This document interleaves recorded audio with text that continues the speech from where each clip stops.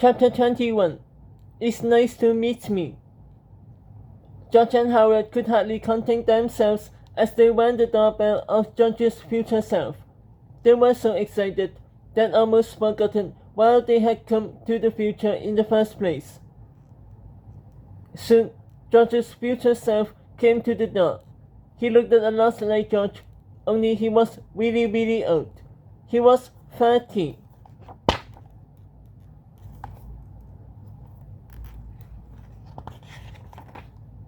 Old George recognized George and Howard immediately. "Holy Toadoo!" cried old George. What are you guys doing here?" Old George's wife came to the door too. "Don't be rude to your friends, honey," she said. "Invite them in. Make yourself at home, boys." "These aren't my friends, dear," said old George. "They're us." "Us who?" asked Mrs. Beard. "It's Howard and me from when we were kids," said old George. George and Howard accepted Mrs. Beard's invitation and made themselves way at home. They gleefully tore through the house, checking out all of old George's stuff. "Your future house is awesome," said Howard. "Thanks," said George. "I must admit, I've pretty good taste." "Wow!" cried Howard. "You've even gotten your own pinball machine." "Cool!" exclaimed George. "I've always wanted one." "Can I play it?" asked George. "I guess so," said George. "After all, it's mine." "Look, Howard!" cried George. "There's even a treehouse in my backyard." That's not for us," said old George. "That's for our kids." "Our kids?" asked George. "I guess it's time you boys met the whole family," said Mrs. Beard. "I'll go round up the children, honey, while you call Howard and Billy."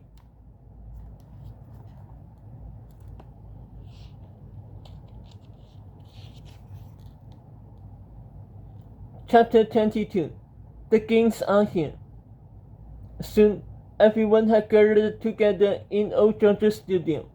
Old George, his wife, and their kids, Mina and Nick, sat on the couch, while old Howard, his husband, and their twins, Owen and Kate, plopped down in the giant beanbag chair.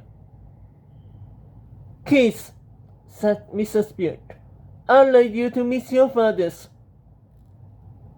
"What's up?" said George. "We are dads when they were kids," said Howard. "Wow, Dad," said Mina. "You used to be cute." "What do you mean, used to be?" said old George.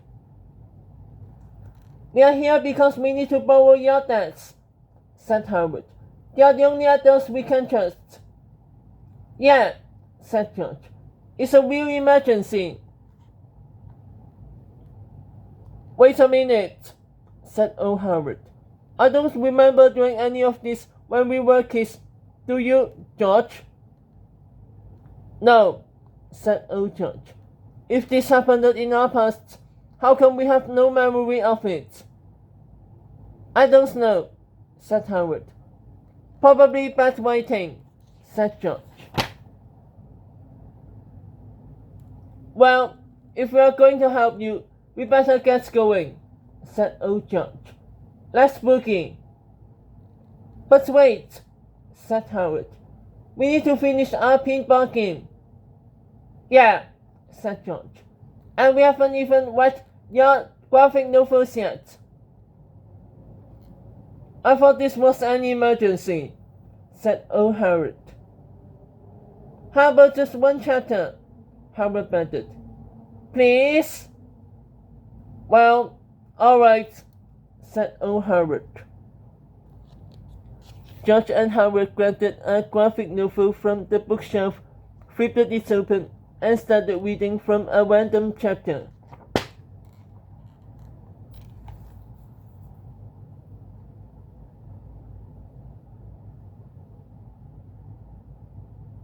Chapter 23 Dogman, the Random Chapter. No, Dogman! No, bad Dogman! How could you betray us like this, Dogman? Because I'm not Dogman. Actually, I'm Patty, the world's most incorrigible cat. Patty, I thought you were that. That's what I wanted you to think. But what happened to Dogman? Dogman is the one who is dead. My finished fried trap monkeys has surely finished him off by now. And now, dear coppers, it's your time to die. Hey, you broke my sword. You owe me $16.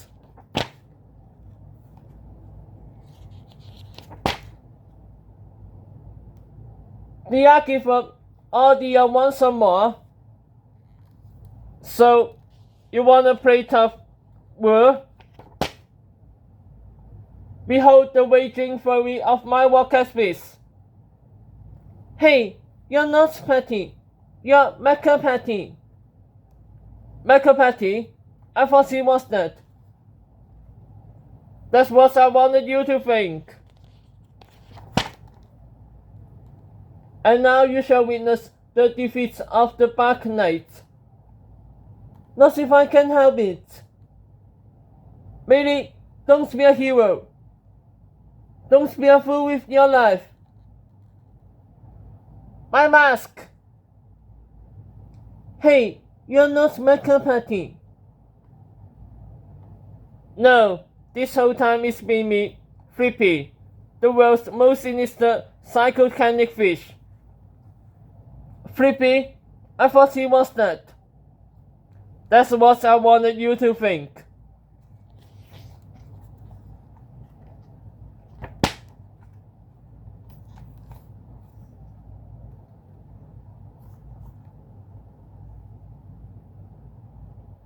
Chapter 24 Away we go again. Well, said old George. What do you think? Did you like it? I guess so, said Howard. Yeah, said George. It was pretty good for old people. Pretty good, cried old Howard. Old people, cried old George. All right, let's boogie, said George as he went to the front yard and powered up the robo-squeeze suit. Quickly, he whistled out 3 mechanical arms and picked up Howard, and old George. Suddenly, everything began to shake and sputter as a massive ball of electric lights enveloped them all. Are you guys ready to go? Asked Howard. Pretty good, whined old Howard. Old people, whined old George. As our heroes began to disappear into the shifting paradigms of time, they waved goodbye to their frightened families. Don't worry, kids, shouted George. We'll all be back